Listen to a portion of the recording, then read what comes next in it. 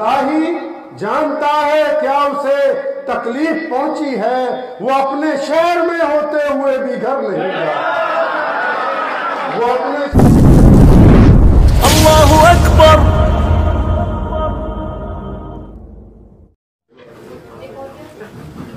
بسم اللہ الرحمن الرحیم۔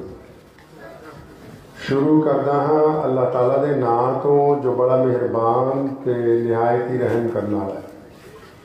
اردو دے مشاعرے چ شروعات پنجابی اس لیے بول رہے ہیں کیونکہ میری ماں بولی ہے، اور محمد رسول اللہ دی شان دے وچ پنجابی دا ایک شعر سب تو پہلا طارق بھائی خراج عقیدت دلیے پیش ہے کہ جتھے میرے حضور دے قدم لگے صلی اللہ علیہ وسلم، کہ جتھے میرے حضور دے قدم لگے اس تھاں ورگی کوئی تھاں نہیں ہو، کہ جس دیاں قسماں عرش تے رب کھاوے اس نا ورگا کوئی نا نہیں ہو۔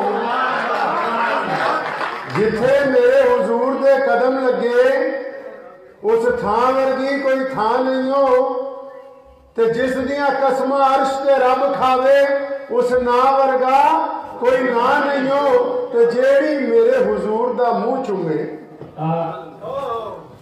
جیڑی میرے حضور دا منہ چومے، دوبارہ دھیان سے سنیے کہ جتھے میرے حضور دے قدم لگے اس تھاں ورگی کوئی تھاں نہیں ہو، تے جس دیاں قسماں عرش تے رب کھاوے اس نا ورگا کوئی نا نہیں ہو، تے جیڑی میرے حضور دا منہ چومے اس ماں ورگی کوئی ماں نہیں ہو۔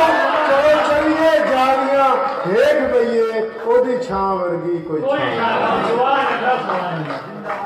اردو ادب کے ساتھ پنجاب کا بڑا پرانا ناتا ہے، بالخصوص لدھیانہ میں جب پرنٹنگ پریس لگی 18ویں صدی کی ابتدا میں، تو مرزا غالب کا پہلا دیوان چھپنے کے لیے لدھیانہ پرنٹنگ پریس میں آیا، اور میں تو پہلے مبارکباد دینا چاہتا ہوں سلمان بھائی رہبر بھائی کو اور جناب ہمارے خانہ بدوش سمر جات صاحب کو، کہ انہوں نے پہلی مرتبہ آل انڈیا مشاعرہ بڑے اچھے ضابطے کے ساتھ ماشاءاللہ، حالانکہ کسان اندولن کی وجہ سے آج بہت سارے لوگ نہیں آ سکے، لیکن ان کی ہمت کو ہم سلام پیش کرتے ہیں، اللہ تبارک و تعالیٰ ان کو مزید طاقت عطا فرمائے۔ شاعروں میں علامہ عامر عثمانی میرے بچپن سے پسندیدہ رہے۔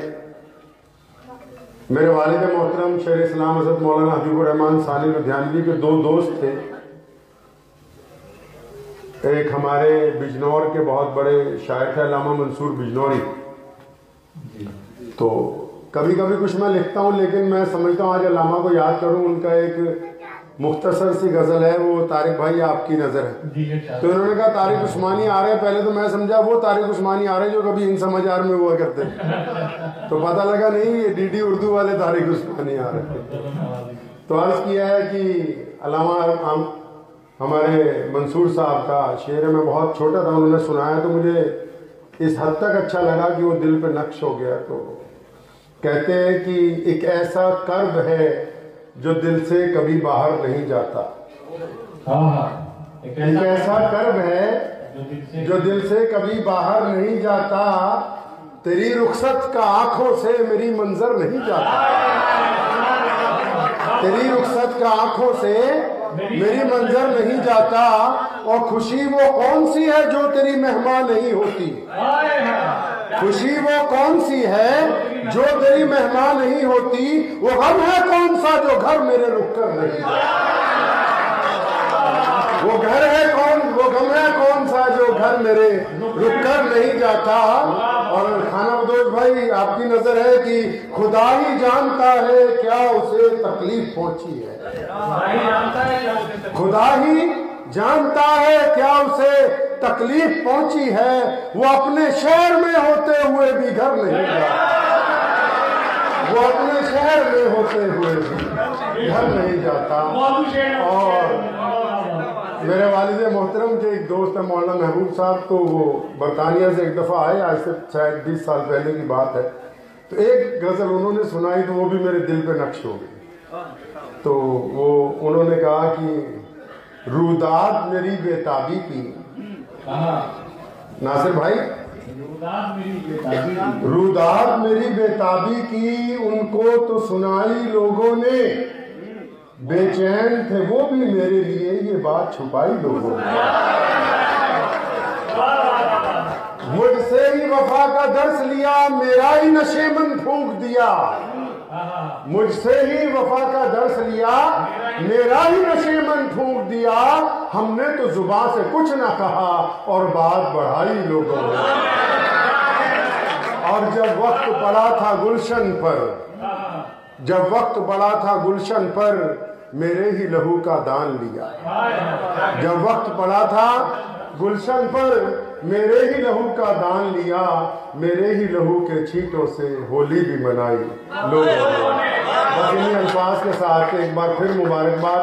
میری مجبوری یہ ہے کہ مجھے 2 پروگراموں میں جانا ہے. عالمی کی رات کا مقابلہ ملیرکوٹلا میں چل رہا ہے, اور پھر راجستھان کی طرف نکلنا ہے. کل وہاں مسلمانوں نے راجستھان کی طرف سے جو نوجوان بیٹے بیٹیاں پاس ہوئے فرسٹ ڈویژن میں, ان کا ایک پروگرام ہے. تو آپ حضرات جتنے بھی تشریف رکھتے ہیں, میری بہت ہی مؤدبانہ گزارش ہے کہ تمام شعراء کو سن کے, کیونکہ 12 بجے سے پہلے یہ پروگرام ختم ہو جائے گا انشاءاللہ. اور سلمان رہبر بھائی اور سمریاب صاحب کو بے شمار مبارکوں کے ساتھ ایک بار پھر آپ حضرات سے اجازت چاہتا ہوں.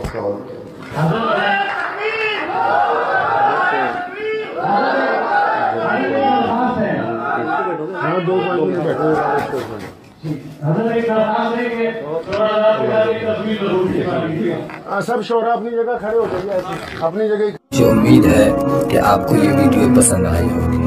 اگر پسند آئی ہو تو یہ آپ اپنے دوستوں کے ساتھ شیئر کریں, اور اس چینل کو سبسکرائب ضرور کریں.